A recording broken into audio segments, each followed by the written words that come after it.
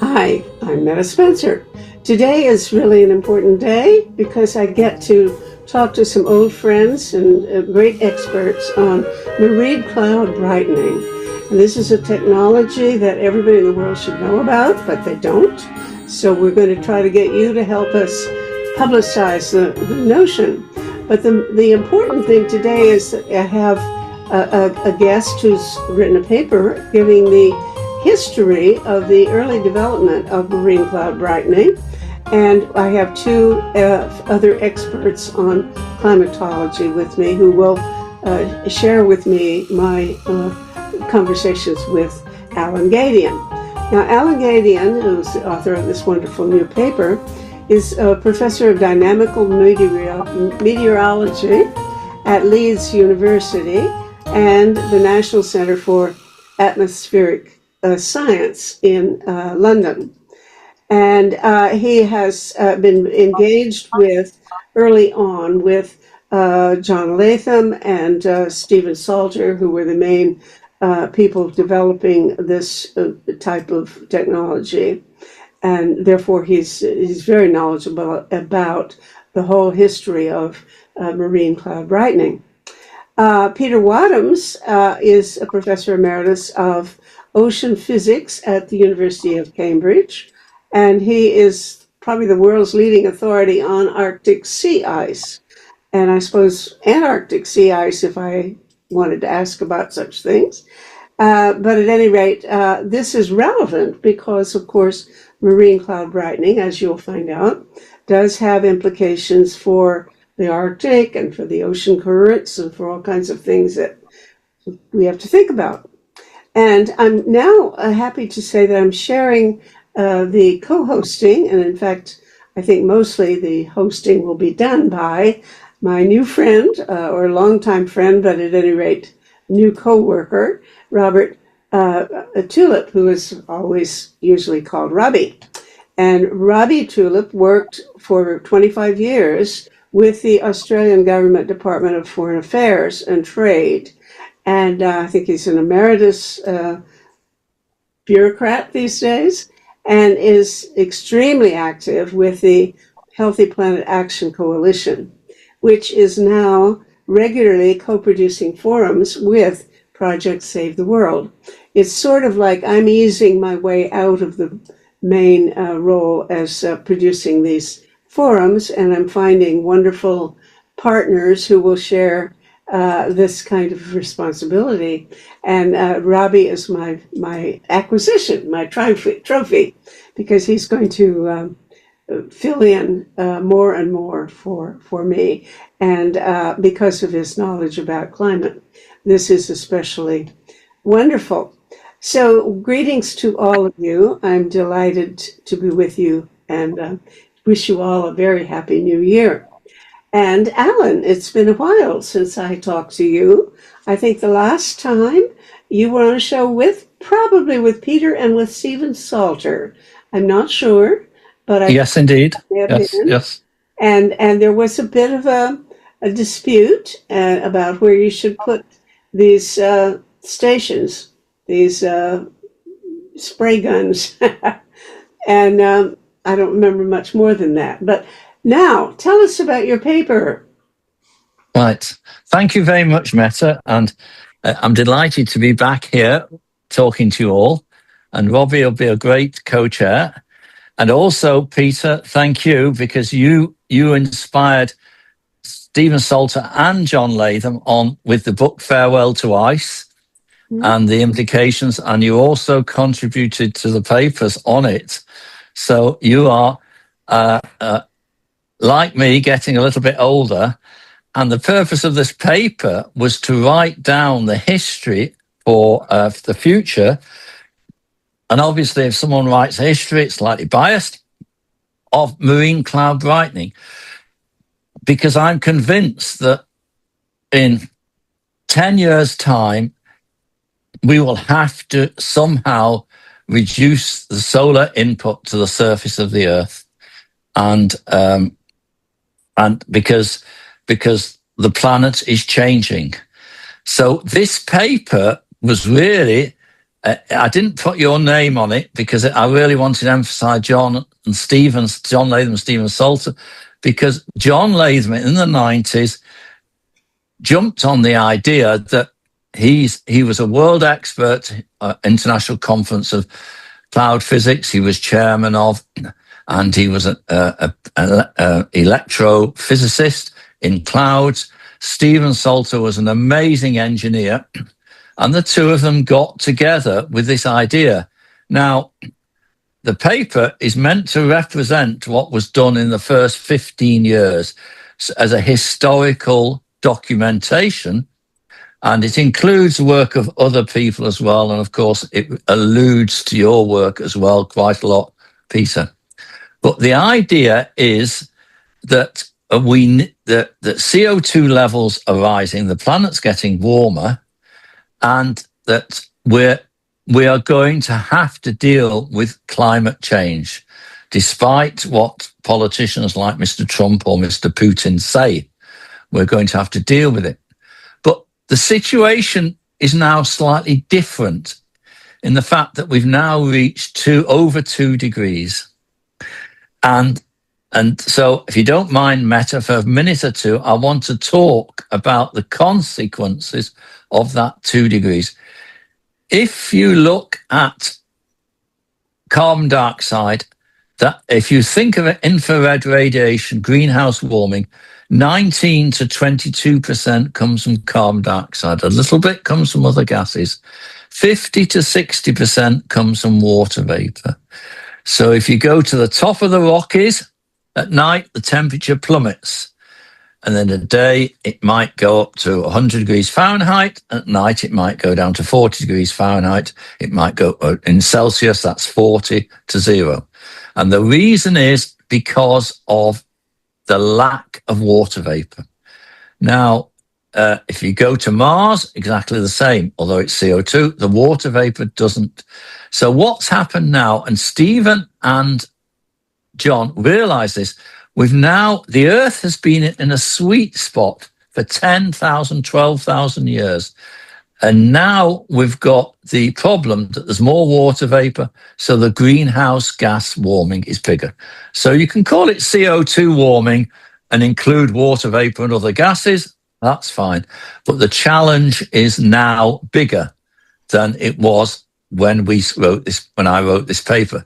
So John Latham, cloud physicists, realized that by increasing the drops number in the clouds, he can make them whiter. It was originally called whitening the clouds, I think, when we talked to you. And then it became brightening. And now it's become rebrightening. And I think that's critical. So increase the number of droplets. Alan, do you mind? Yes. Do you mind? I just ask a question of clarification. Yes. You did say that we've reached 2 degrees. Yes. And that's a controversial statement, because the consensus is that even though 2023 passed 1.5 degrees, that's right. That the IPCC has a methodology that suggests we actually won't reach 1.5 for a number of years, let alone 2 degrees. So for you to say we have reached 2, I mean, well, we've definitely. But let me try and explain my argument there. That a lot of people, the WMO has said we've reached 1.5. The European Environment Agency says actually we've reached 1.7 in Europe or more. Now, the question is, what do you mean when you say the planet warms up? So if you take the polar regions with ice, Peter, I'm sure will agree, they're not going to warm up that much. When you a surface covered with ice is not going to get that much warmer. What I'm referring to is the equator regions over the maritime areas. So if you want to look at the maritime areas of the Mediterranean, I would say we've warmed up by 5 degrees Celsius. If you want to look at the Gulf of Mexico, we're getting well over 2 degrees Celsius. So if you look in the subtropics, we are actually more than 1.5. It's not an even distribution. And the point I made earlier about water vapor is critical, because if you heat the water, seawater, by 2 degrees, that is going to affect the amount of moisture in the atmosphere. So although probably over the polar regions there's nothing warming, very little warming, it's in these other regions that are critically important. So if you go to the polar regions, for example, when it's dark, then there's not going to be much change in the infrared's going to come up from the surface and get emitted to space. And there's no sunshine coming in, so it's going to stay very cold. It's in the subtropical oceanic regions that are actually warmer. And these are the regions that are controlling the planet. So if you want to talk about greenhouse gas warming, CO2 doubling, contribution might increase from 19 to 28%, that is fine. But if you increase even by 2 degrees the subtropics, you've completely removed, you're more than effectively doubling CO2. So increasing the temperatures at the pole by 2 degrees C does not increase much water vapor there. If you increase the temperature of the sea surface at the equator regions, then it's going to increase the amount of water vapor. 7 degrees Celsius is 7% for 1 degree Celsius. So over the Mediterranean or the Gulf of Mexico, when you get 3 degrees, that is going to increase the amount of water vapor in the subtropics by 20%. And that is where the planet is the hottest. And it's going to get hotter and hotter in the hot regions. So I'm not too bothered about what's happening I am at the poles. Sorry about this, Peter, because they're not contributing to the greenhouse warming. It's the hot regions that are doing the real damage. And it's really a good question, because Earth is in this sweet spot, this absolute sweet spot, where you've got a balance between greenhouse warming and solar radiation coming in and out. You go to Mars, I keep coming back to this, the temperature varies phenomenally. It varies by 90 degrees Celsius between day and night. It's all CO2, no water vapor. So really, do we want to say, it's only the planet's only increased by 1.5? We could say that, but the important regions are in the subtropics, where it's getting hotter and hotter. And that's where the greenhouse warming is really going to drive the whole system. You make the subtropics... It illustrates that you get these headline numbers like 1.5 or 2, yeah. And there's a political backstory. Like the Paris Accord said we must keep 1.5 alive. We mustn't go beyond 1.5. And so sometimes you do get political figures whose motivation seems to be more political than scientific in their analysis. Whereas I think what you're trying to do is present a purely scientific analysis, and that then leads on to the question of why is marine cloud brightening important?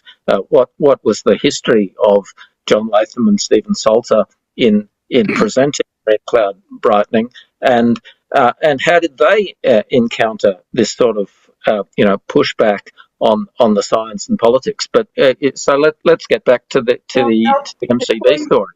But Meta first. Getting back to where you wanted to go, I want to detour a little bit and say I'd like a little more of a clarification myself, because I had a conversation yesterday with a dear friend, and I started talking about albedo and how clouds reflect and keep the planet cool. And she said, well, now look here, I have been told that water vapor is a great warming factor. That's part of the greenhouse gas.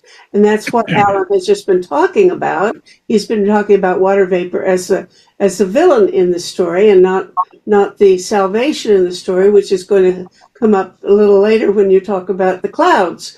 But can you clarify a little bit about the difference between water vapor as a greenhouse gas? And by the way, you call it a CO2. Of course, it's not CO2, it's H2O, but it's a greenhouse gas anyway. But Yeah. can you get us straightened out so we know when is water our friend and when is water our enemy before we proceed to whatever Robbie wants to? Yep. I think you can also talk about clouds in that way. So let's just do the clouds before we get in the water vapor. So if you have low-level clouds, right? So we're talking something below a mile, 2 or 3 kilometers. They're what we call low-level clouds, and they act to reflect solar radiation, right? Sun comes in, generally.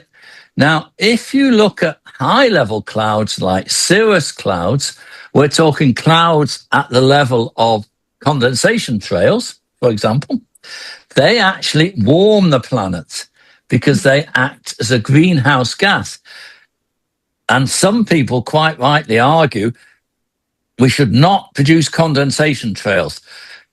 The aircraft should fly a little bit lower, so you're not producing these. So the high-level clouds are warming, the low-level clouds are cooling. So that's the first thing.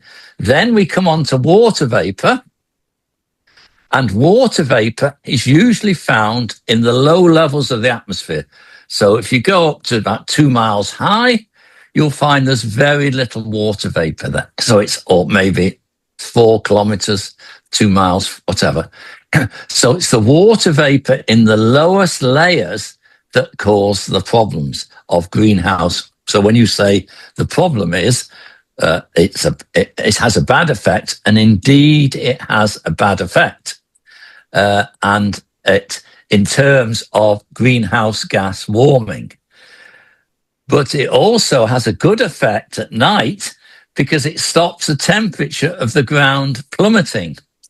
So if you didn't have the water vapor there and you've planted your crops, you'd get temperatures of -5, you'd get temperatures of 0 Fahrenheit or -10, 15 Celsius. So at night it can have good effects of warming the surface. Alan, if I could expand on this, like I'm Yes. not an atmospheric scientist. You know, my background is in government and philosophy, but I've been reading intensively about climate change, and in particular this problem of clouds and Yes. understand water. And what struck me as sort of counterintuitive was understanding, water vapor is a gas, but clouds are liquid. And so when the clouds are in liquid form, the low clouds have a cooling benefit. But when the water is in gas form, it has a heating effect. And then what happens is the heating effect of the water vapor actually causes more of the water in the atmosphere to be in vapor form rather than liquid cloud form. So by increasing the humidity, we're not actually increasing the cloud cover. We're increasing the water vapor gas, and that's a really important distinction. Yes, very important. And when you have there's recent papers coming out which state that the low-level cloud cover in the subtropics over the last 10 years has been decreasing. There's less low-level cloud cover in the subtropics than there used to be. Now, this could be a temporary phenomena.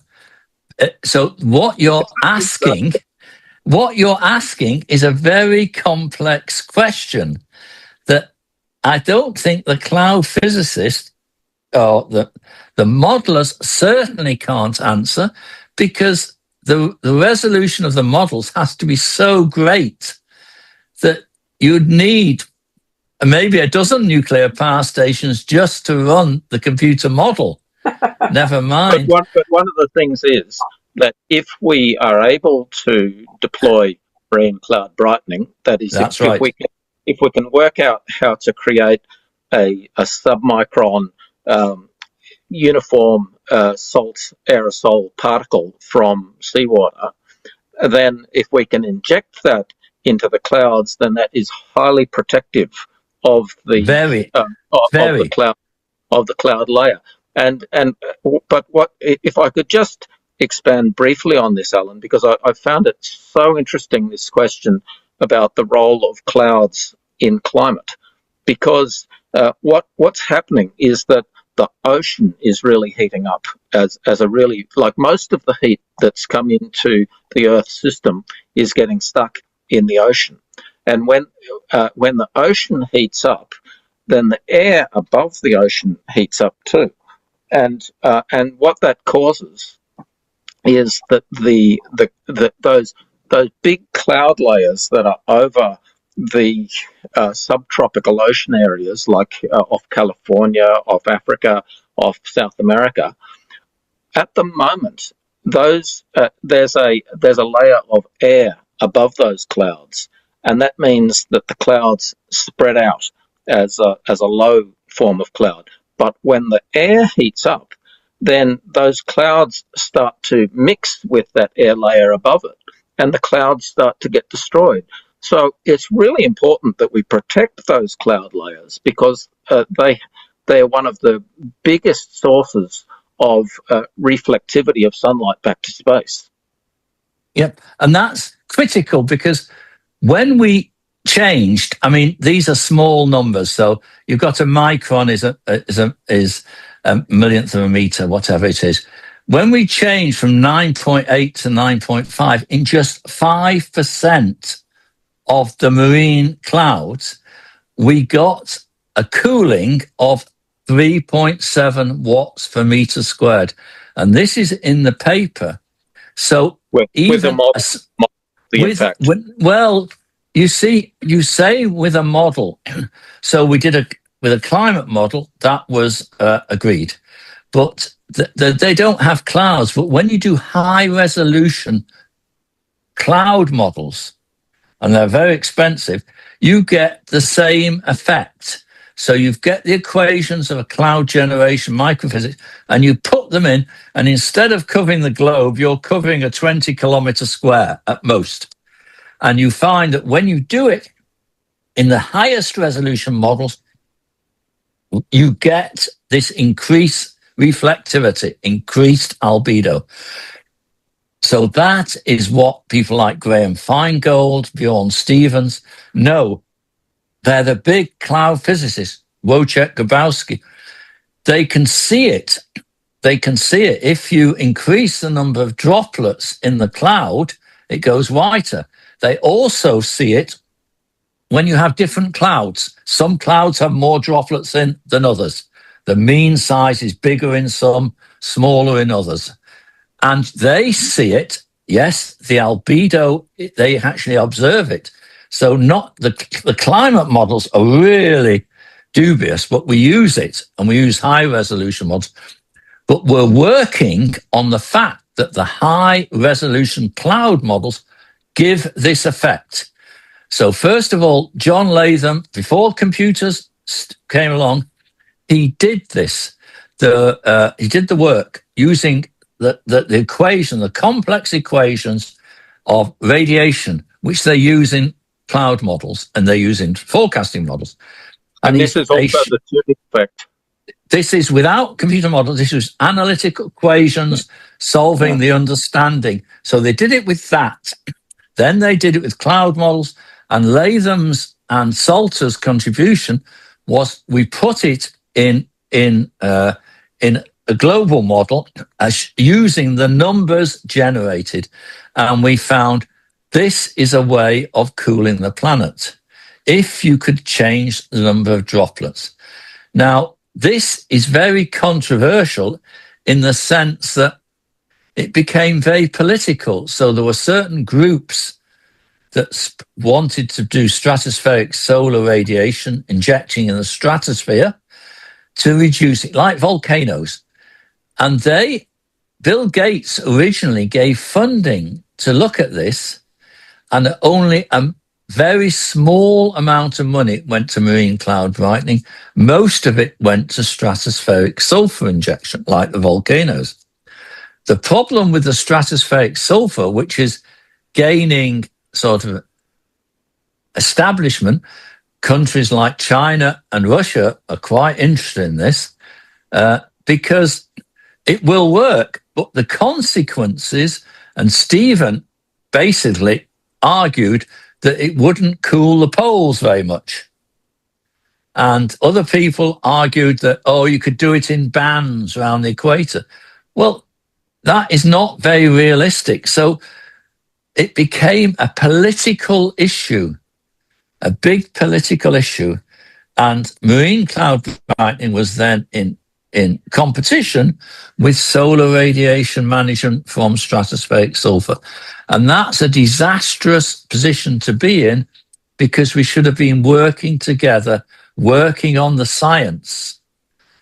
And it became a funding issue and a political one. So you had factions. Latham and Salter and Peter were working on just looking at the science.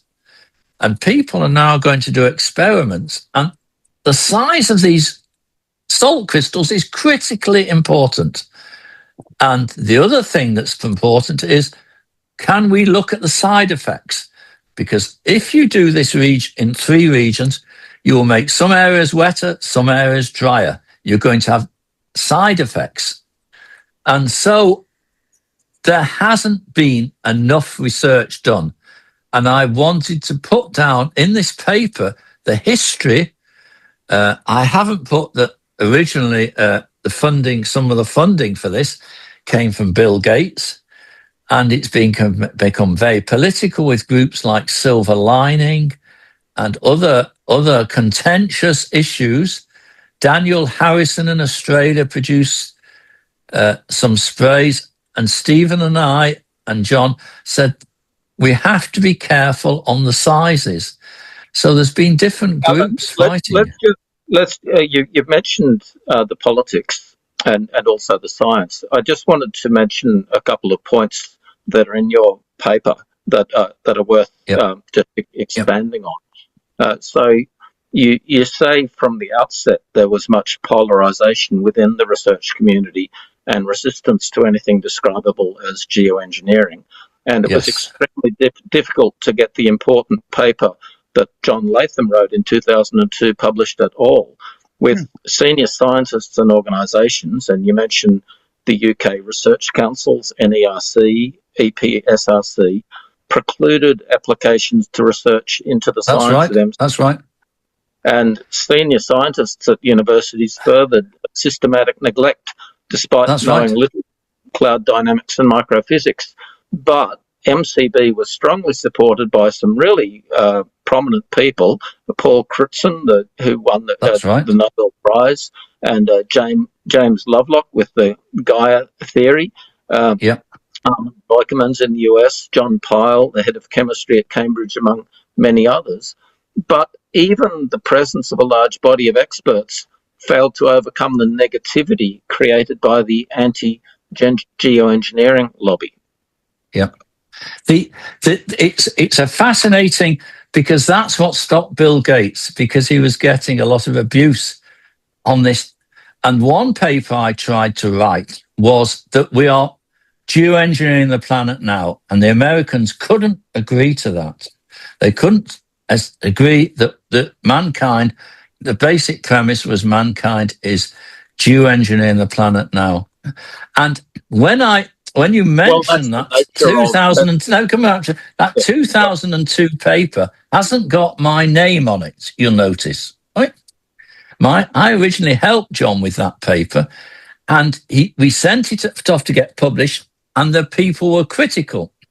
So it was published in a journal called Atmospheric Science Letters, and I didn't write it in the article, but it'd be no surprise to you that the editor of Atmospheric Science Letters was me. So I took my name off the paper, and then it went through, and we had a series of reviews. I think I had 6 reviews, and I waited till I got 2 or 3 good reviews. And I hate to say it, but the people that lambasted it, some of them have now got large sums of money to do marine cloud brightening. And they forced, so the paper was published because I could justify it, say these 2 reviewers or 3 out of the 6 or 7 said this is a good paper and should be published. So when I got that 2 or 3 and produced arguments why it should be published, then I published it. I was the editor. That is the intriguing, interesting thing about that 2002 paper. And the next paper that came out was the 2008, because there was someone called Brian Launder, and he was a senior fellow in the Royal Society. And he sponsored and he edited an edition of the 2008 and 2012. So he set up, got the Royal Society to agree, and therefore it provided a platform for John Latham and Stephen Salter to do it. So the reason those 2 papers are mentioned is because it was so political that it was very difficult. If it hadn't been for Brian Launder, who was on 1 or 2 of the papers eventually, they wouldn't have got published at all. But normally we would expect that in a scientific research journal that the criteria for peer review would be based on evidence, whereas you're suggesting that there's a great deal of politics that contributes to the peer review process. Peter, have you got any comments about politics in in publishing papers? I'm sure you could contribute, not just in the UK, all over the world this applies. Yes. Well, just thinking about the UK, I'm beating my brains to try to remember his name, but he was professor in the department of chemistry, and he had a weird name, and maybe you might basic. No, can you? No, well, I'll remember it. Yeah. But he was fanatical about being opposed to climate change research with doing it. Any intervention, climate intervention. Well, that was in the end, his position was any intervention is evil. And that's right. It was some of the things he was saying. Are you thinking of Pierre Humbert? Yes. Yes, you are. And I thought, this guy's a loony. And yet there he is. He's a professor at Oxford. But he's so fanatically opposed to... He's recently published an article together with Michael Mann, who's equally fanatically opposed to any intervention, despite being one of the most prominent go-to scientists on climate change for the mass media. And it illustrates how this whole space is really excluded from the mass media. And so it's really valuable that Meta provides this opportunity for a conversation about the scientific approach. And so it was just fascinating how John Latham and Stephen Salter sought to confront, together with yourself, Alan, the political opposition to just getting a fair share of funding for Marine Cloud Brightening. Well, it's even worse than that, because I used to say it was a flat Earth philosophy, right? The politicians vetoed the argument that the Earth was spherical and the Earth was really flat. And this went on for a long, long time. And the scientific evidence, there's people who changed their mind when they were threatened to be put on the gallows. They say, "Oh no, the Earth is flat." Copernicus. They changed their mind. It wasn't actually flat Earth. It was the geocentric debate. It was well, yes, but around the Earth. But there was the flat Earth debate as well, and yeah. Well, on the politics of this is, I think, very similar. That if you don't accept that the planet is warming, I now use the tactic that the planet is warming, and I can even ignore CO2 and methane. I say to people it's irrelevant, and it isn't irrelevant. But the water vapor alone is now, and this was Clausius-Clapeyron equation, the saturated is from the 1800s. And any high school physics student should know this fact. The saturated vapor pressure of water increases with temperature. It's the only factor that affects saturated vapor pressure. So you have a surface of water, the vapor pressure of the water above it is only dependent, majority dependent on the surface temperature. So I say now, you can forget about CO2 because you can't forget about CO2 because that's what's caused the problem, right? But we've now reached a stage where the surface of the subtropics is now so much warmer that it doesn't really matter what is happening at the poles. The water vapor is going to provide the contribution. And the consequence of this is, which eventually the Australians and the Chinese who are building these islands off the coast of Taiwan or whatever are going to realize that the intensity of these tropical storms, whether you call them hurricanes, typhoons, is going to increase. Because remember, the atmosphere is only there, besides to provide oxygen, forget about that. The atmosphere is only there to transfer heat from the hot equator to the cold pole. That's the only role the atmosphere has got.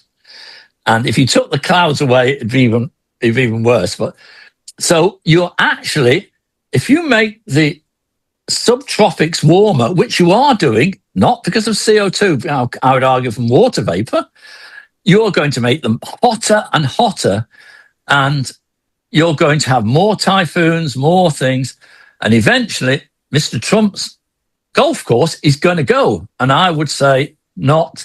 But it's so much more complicated than this because you've got the Atlantic overturning circulation. So that is going to get destroyed within 10 or 15 years. And so Scotland or northern reaches of Newfoundland might suddenly find the temperature isn't going up, it's going down. You're on the other side of the coast, Meta, perhaps, towards the west coast, but on the east coast of Canada, I hate to tell you this, but don't expect it to get much. When this goes, the Gulf Stream, or it's really Atlantic meridional overturning circulation, they call it the Gulf Stream in the old days, is going to come further south. And so you're going to get huge temperature difference around New York with the cold water coming further south and the Gulf Stream. It's so interesting, Alan, that the government of Iceland has now said that the slowing of AMOC, the Atlantic meridional overturning circulation, is a national security concern because they can see that the temperature collapse, the fall of temperature, of the warm water that the AMOC brings from the Gulf of Mexico up to Iceland is essential for Iceland's climate, and the impact on the UK of an AMOC collapse would be catastrophic. And so this is why sunlight reflection technologies such as Marine Cloud Brightening are absolutely essential to as national security concerns for Europe. And if Europe gets colder as a result of the AMOC stopping, Northern Europe, then that means that all of that heat stays in the tropics, and the tropics gets hotter. So it's so destabilizing for the whole climate. But do you mind, Alan, if I go back to some of the topics in your paper? No, good. There's a couple that I'd be interested if you could just expand on, and that is the work of GeoMIP. That's the Geoengineering Model Intercomparison Project, and how that works, such as Biokravitz had a main focus on stratospheric aerosol injection, but also did some work to consider marine cloud brightening. That's one, and then we'll come on to the Asilomar conference. So GeoMIP. GeoMIP was set up as a climate study using numerical models to look at the effect of solar radiation management in one form or another. So they'd get these expensive computer models and run them, and they could look to see the changes in climate. Right? And then they made them more sophisticated because they attempted to include the ocean models. So when you're talking about Asilomar in 2009, which is where, if there's a picture in there of Paul Crutzen, and at that meeting he said he invented, not invented, but his stratospheric aerosol reduction, but he much preferred marine cloud brightening. It was at that meeting that he said that, and that's why I put that point in the paper. So the GeoMIP, the problem with the GeoMIP is that these models are extremely simplistic. So you had a man called Jules Charney in 1978 who did radiative balance calculations, no computer model. And if you look at the rate of increase of temperature of the planet now, the mean, it fits on his curve that he presented in 1978 and wrote to the Senate about it. So then you had the numerical models. And the problem with these climate models they are very, very poor. So if you look at, the figure, one of the figures I refer to on the geoengineering in the 2012 paper, you'll see that the climate models, the amount of rainfall, for example, in India, is a meter out. So they underestimate the effect of the rainfall in India by a meter. So the problem is you've got climate models that are really, as there's a man called Brian Hoskins, who was a famous meteorologist, and he said climate models are really back of the envelope radiation calculations done in a sophisticated way with giving some idea of the radiation balance. So a lot of effort has gone into these GeoMIP calculations. But this is where I allude to at the end, that there's people like Julius Slingo, there's people like Bjorn Stevens, there's people like Graham Stevens, head of NASA Climate, Bjorn Stevens, head of Max Planck, Julius Slingo's head of the Met Office. There's other really important, and they say we have to have models at 1 kilometer resolution if we hope to get the clouds right. And all we're doing at the moment is tuning the models, this is what Hoskins says, to fit what happens now. So when you change the environment, the models might not work. They're tuned for present day conditions. So if we need 1 kilometer resolution, what's the current resolution in the established models? 30 kilometers. Yeah. So it's nowhere near fine enough. Nowhere near. And there was a paper that was produced by these, and it was in Nature, and they had recently, 2 years ago, and they had a hell of a job publishing it because it got opposed by so many scientists. These were leading in people like Tim Palmer, Julius Lingo, Bjorn Stevens, other people from all over the world who produced this paper saying that's all they were saying, we need 1 kilometer models to actually do this GeoMIP thing properly, climate simulator, and they couldn't get it published. So you're getting a situation where some politicians do not trust the government. I'm interested in the Asilomar conference. Right. And, to what extent do you feel that it had a realistic understanding of the political barriers to? I think it did. I think it did have an understanding.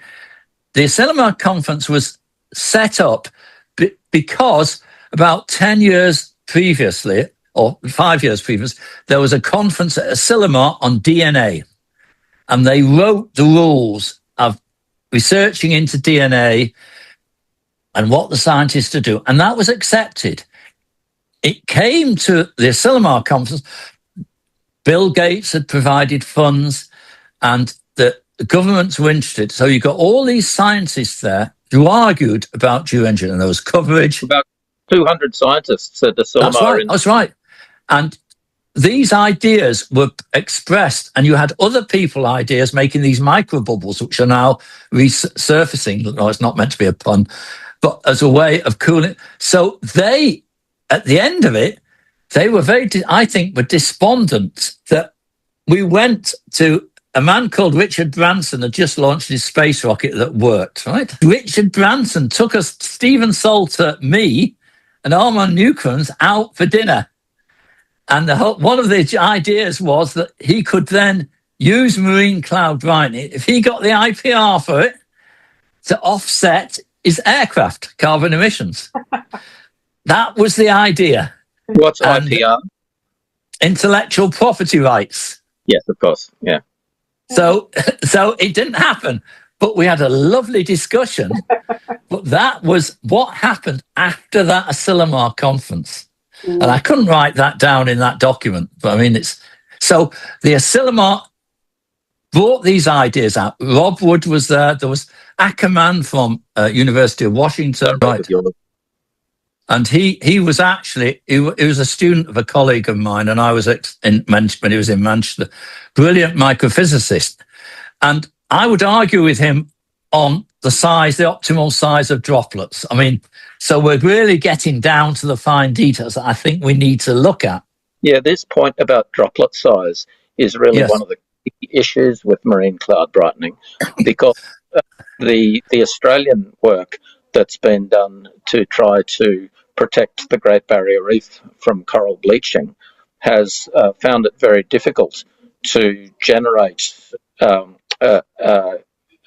aerosol particles of a small size for an acceptable price. And so the technology has not yet been created. I would argue with that, Robbie, because there was 50 million spent in the UK, and Cambridge got a huge chunk of it. And there's one group called Stephen Salter's group in Edinburgh who got nothing. And they have two viable mechanisms to make the spray. And this is where it comes back to. They have two viable mechanisms. I think they've got to, and they are Research and Implementation Agency. Lothian School of Technology. They have got spray generators. And I've seen one of them that is, you just plugged it into the wall. Okay, it didn't produce much spray. And the problem is that for the ARIA project in the UK, it was funded on the American model. This is where we come back to politics.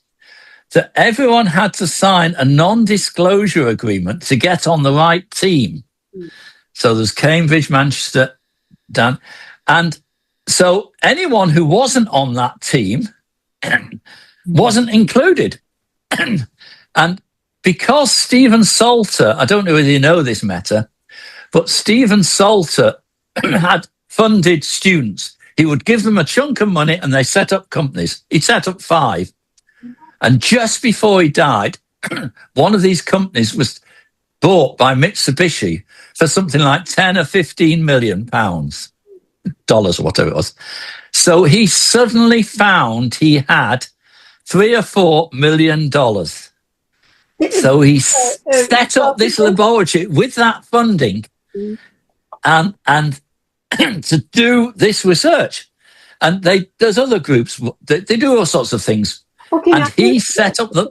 One question I had, my recollection is that when I talked to him, many times, of course, every time he said, "We're not ready yet. The nozzle isn't good enough." He said, That's right. "Yeah," and he wasn't happy. Now you say his people have Well, developed a better nozzle since his death, or well, oh yes, yes. No, they were using some of his ideas, but they developed a different way of doing it. And it's slightly different from his nozzle. It is different from his nozzle. They've got 2 or 3 competing schemes, and they want to go out and test it.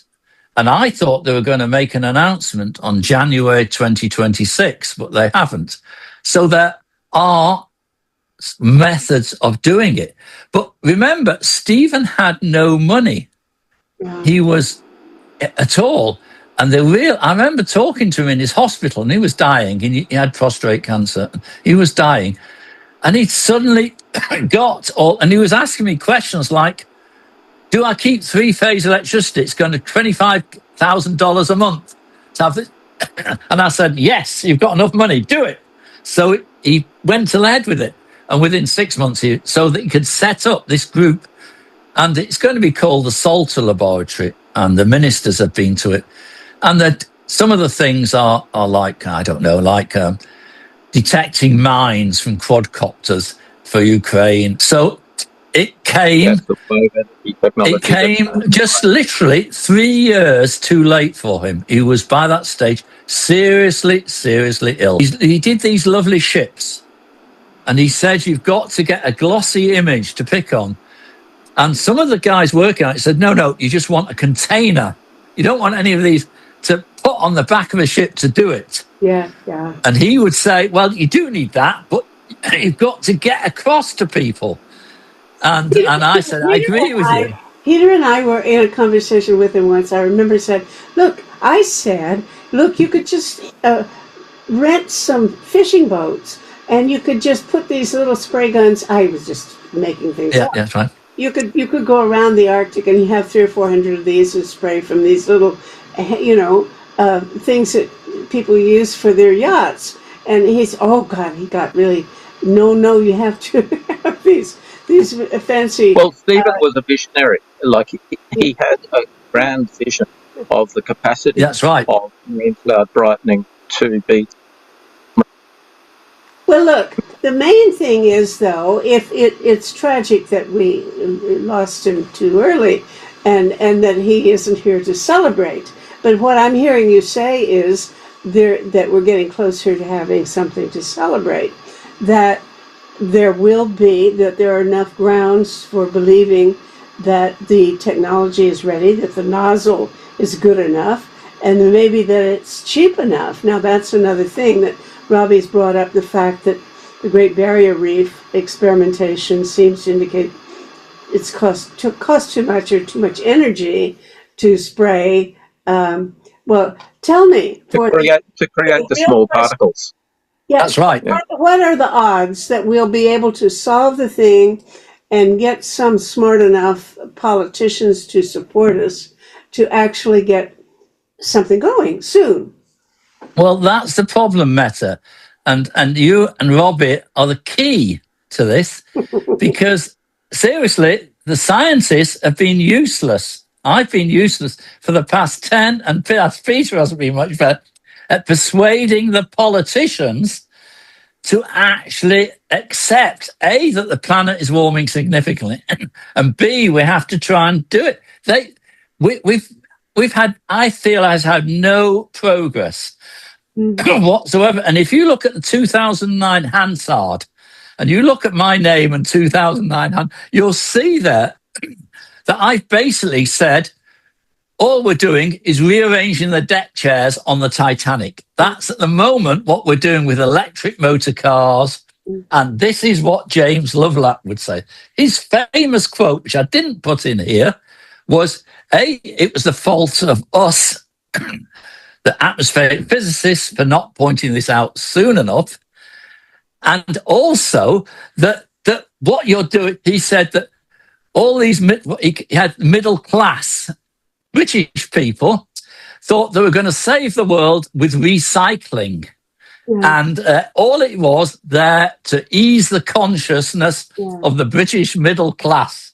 And he came out with that quote. And it's staggering that James Lovelock was aware of what we were doing with recycling electric cars, although there's benefits for them, was almost irrelevant in the terms of the magnitude of persuading the politicians.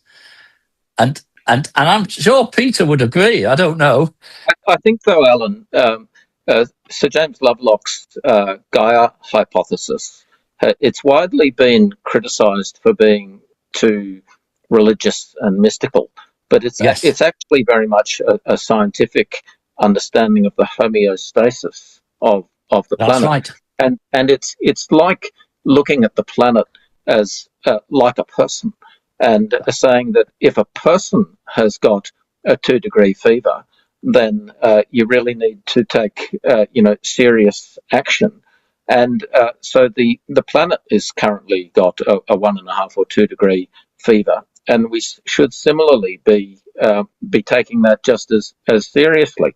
And so the challenge is, how do you get that message across? But I think James Lovelock is a wonderful genius. His work on like The Revenge of Gaia is one of the books that you mentioned in your article. Yeah, I agree totally with you. Mm-hmm. But he would also say it was a political problem, I think, as well now. For or sure, would have done. it is a political problem, and our time is up. And this is so important that I think what we need, personally, I'm going to be trying to commit to doing at least one show a month, maybe 2, possibly 3, about climate repair, to use a more neutral term than geoengineering. But the basic idea is that I think there are some technologies that are not even opposed. I mean, for example, I don't know anybody who would oppose, enhanced rock weathering and so on, or using low carbon or carbon negative concrete, etc. There are a number of technologies that need to be promoted that actually have the effect of being a geoengineering technology. So I want us to do a whole series of shows in which we discuss the practicalities, the costs, the likely negative side effects, if any, the location of where this could be done, where we could get the money, how, just talk of it in engineering terms. What has to be done to make each of these technological innovations a reasonable proposal so that people can talk about it realistically and practically and not ideologically, and let's maybe just leave the politicians to stew in their own juice and go on and talk seriously about how maybe we can get the work done. So this is the first we will say, the first in the series, and in a way we've covered a lot, but not exactly explaining marine cloud brightening, and we didn't do that much. We did everything else, but if you want to know something about marine cloud brightening, there are lots of places where you can find out more about it, and including previous shows that we have done. So I'm just delighted, Alan, to have got back in touch with you. And Robbie, thank you so much. And Peter, your contributions in all of these things are just... I did telling you about which was Cambridge and its fiddling things that happened during... you got some, again, political things going on there at Cambridge, right? Oh, yes, tons of that. That was nothing but... Yeah. Yeah, it's well, thank you so much, Meta. It's been a wonderful conversation. Thank you, everyone. Thank you, Alan, very much. And Robbie, you and I are going to be working together a lot more in the future. So it's been a pleasure and encouraging to me that maybe we're getting someplace. Bye. Bye.